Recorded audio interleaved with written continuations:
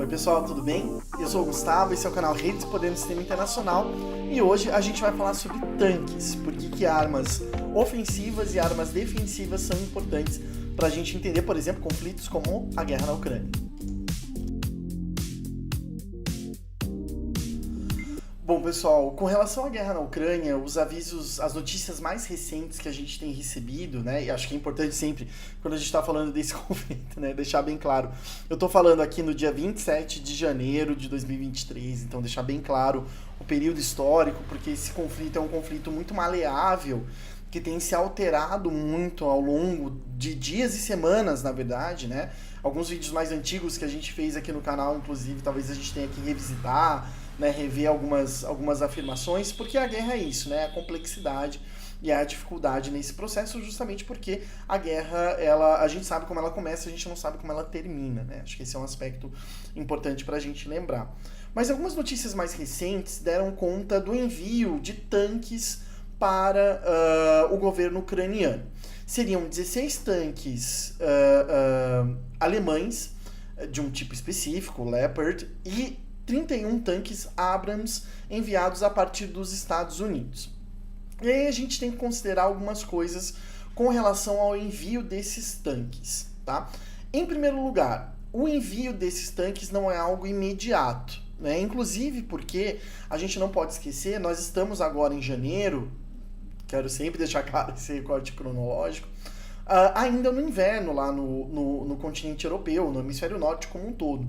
E isso traz algumas dificuldades para a atuação em campo, né? Porque você tem neve, por exemplo, e depois, quando a primavera chegar, né, começar a chegar, a gente tem o degelo, né, da neve, do gelo, enfim, e a transformação, né, das grandes planícies em lama. Esse processo é um processo muito importante, porque dificulta, né, digamos assim, o deslocamento de equipamentos extremamente pesados, como esses equipamentos que são os tanques de guerra, né? Pra vocês terem uma noção, o tanque alemão, o Leopard, ele pesa 55 toneladas e a velocidade máxima dele é de 68 km por hora. Pode parecer pouco quando a gente compara com um carro, por exemplo, mas é um tanque de guerra. A 70 km por hora, o tanque de guerra consegue derrubar muita coisa, né? E principalmente, só que ele tem as dificuldades justamente de depender de um terreno, né? A questão não é nem tanto o relevo do terreno, mas nesse caso em específico trata-se justamente da questão do terreno ser transponível, né? Ser possível passar sem afundar 55 toneladas, né, de peso no meio de um lamaçal. Isso é algo muito importante. Claro que a tecnologia ela está bem avançada hoje em dia, mas não deixa de ser um quesito importante para a gente prestar atenção. Dessa forma, não surpreende o fato de que principalmente os tanques alemães vão demorar para chegar lá na Ucrânia, né? Havia a intenção de que esses tanques fossem usados já hoje, mas na verdade, né, já agora em fevereiro, lá no conflito, mas a indicação do governo alemão foi de que esses tanques devem chegar lá no território ucraniano até o fim do primeiro semestre. Então vai levar ainda algum tempo para organizar o envio desses tanques e ainda mais para treinar as tropas ucranianas para poderem utilizar esses tanques em campos de batalha. Ao mesmo tempo, isso também é uma questão no caso dos tanques americanos, os 31 tanques Abrams que o governo dos Estados Unidos anunciaram que vão enviar para a Ucrânia e reorganizar a capacidade de resposta à invasão russa, né? Esses tanques vão demorar aí cerca de um ano para serem enviados para a Ucrânia e poderem ser utilizados pelas tropas ucranianas. Então a gente está pensando aí numa duração de um conflito em longo prazo, uma questão importante para a gente pensar e entender como que os países estão enxergando esse conflito, né? Um conflito que pode acabar a qualquer momento, mas que tem como, de uma forma ou de outra, estrutura, né, e organização a sua inacabilidade, talvez, a sua infinitude, né? O fato de que ser um conflito extremamente maleável e que, no fundo, tudo pode acabar acontecendo. Nesse aspecto, acho que é importante a gente pensar que o envio dos tanques para o conflito, como tem sido colocado também pelo próprio governo russo, altera ainda mais a natureza desse conflito. Se a gente for lembrar lá atrás, esse conflito começou com um conflito paramilitar no leste da Ucrânia, já desde 2014, 8 anos com um conflito paramilitar. Depois da invasão no ano passado russa, que eleva, né, a um caráter de um conflito intraestatal, mas no início também com a utilização de muitos grupos paramilitares, tanto pela Ucrânia quanto pela Rússia. Depois, a reorganização desse conflito no entorno de tropas oficiais, tanto da Ucrânia como da Rússia, e mais recentemente, principalmente por parte da Rússia, a utilização de grupos paramilitares e principalmente empresas, companhias privadas militares como o Wagner Group, né, o grupo Wagner, que está sendo utilizado pela Rússia nessa época de inverno para realizar as operações militares da chamada Operação Militar Especial. O combate que se deu recentemente no entorno da cidade ucraniana de Soledar, por exemplo, foi lutada entre tropas ucranianas e o grupo Wagner. E mesmo dentro da estrutura russa, do governo russo, agora a gente já tem uma disputa entre o Ministério da Defesa e o grupo Wagner, que tem atuado de forma muito importante ao enviar mercenários para apoiar, né, enfim, para realizar, na verdade, a ação militar ali no território da Ucrânia. As recentes mudanças de comando no alto escalão militar russo tem a ver também com essa reorganização e essa utilização também de forças paramilitares dentro desse aspecto. Mas qual que é o ponto principal? Eu queria fazer esse vídeo um vídeo um pouquinho mais curtinho. Qual que é o ponto principal com relação aos tanques?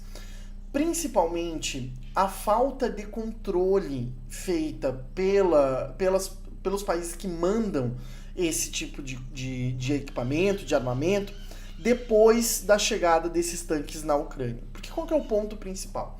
Quais eram os equipamentos que estavam sendo mandados até agora? Né? Principalmente foram mandados equipamentos como sistemas antiaéreos, mísseis, equipamentos leves, né, mas para luta corpo a corpo, de autodefesa, como rifles, né, pistolas, revólveres e por aí vai, e equipamentos de defesa, né, principalmente tendo a ideia de manter, né, evitar o avanço russo, digamos assim, né.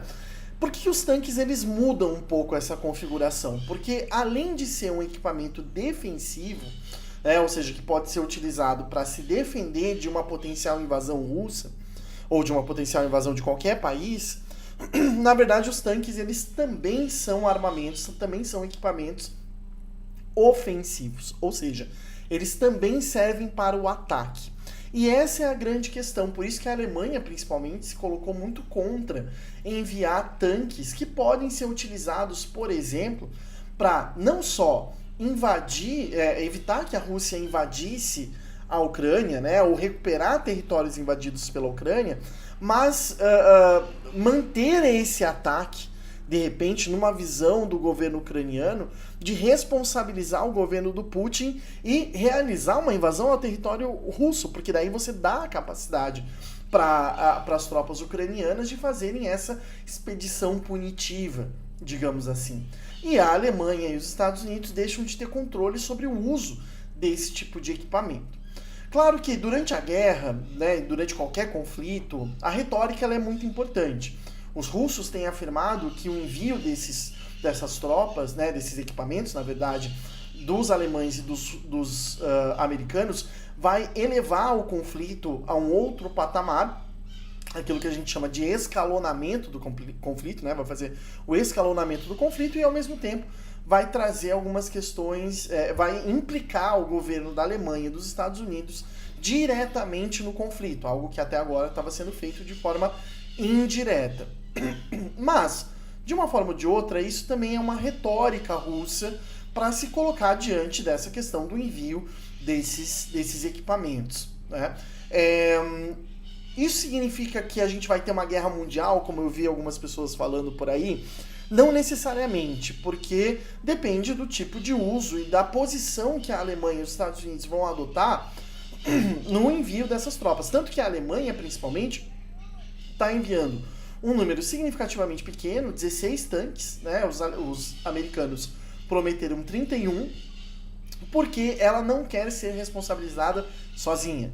Esses tanques Leopard produzidos na Alemanha são também parte do arsenal de vários países da Europa, e a Alemanha quer que esses países também mandem tanques, né? Ou seja, que seja uma resposta coletiva, evitando respostas individualizadas, por exemplo, da Rússia com relação à Alemanha. Um país que depende muito da Rússia, mas que é o centro de produção industrial da União Europeia continental, digamos assim, tendo a França e a Suécia como segundo e terceiro lugares na produção bélica dentro do continente.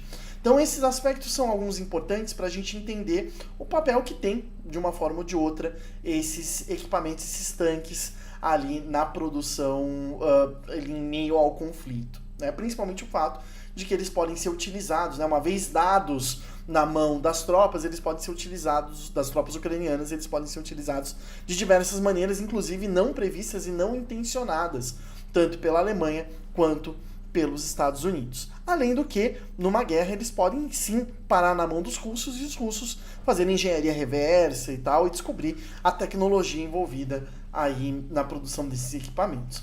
A observar, então, é uma questão de longo prazo, se a gente for parar para observar, 6 meses no caso dos alemães, 1 ano no caso dos americanos, e agora a gente tem que observar como que a coisa vai se desenvolver.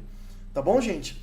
Obrigado. Coloca os comentários de vocês aqui, não esqueçam, dúvidas, comentários, observações, e a gente se vê na próxima. Até depois.